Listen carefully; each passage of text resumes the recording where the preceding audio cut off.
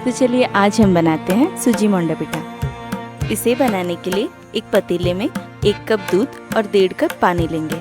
उबाल आने के बाद इसमें 2 चम्मच चीनी और थोड़ा सा नमक डाल दें। दूध अच्छे से उबल जाने के बाद फ्लेम को लो करके 1 कप सूजी इसमें ऐड कीजिए और उसे कंटिन्यूसली मिलाते रहिए। जब मिक्सचर थिक हो जाए उसमें 1 छोटी चम्मच चावल का आटा डाल दें।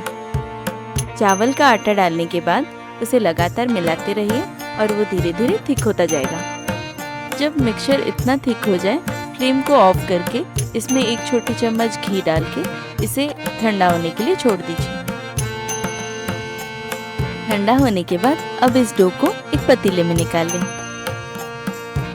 अब अपने हाथों में थोड़ा सा घी लगा के इसे अच्छे से गूंद लें।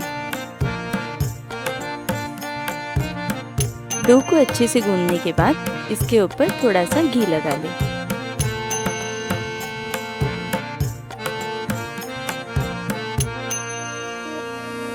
अब इस डो में से लोइयां निकाल लें।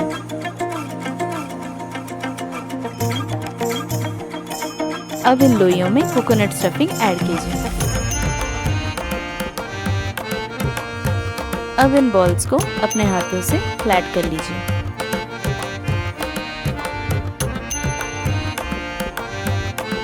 और ये लीजिए, तैयार है आपका सूजी मोंडा पिठा।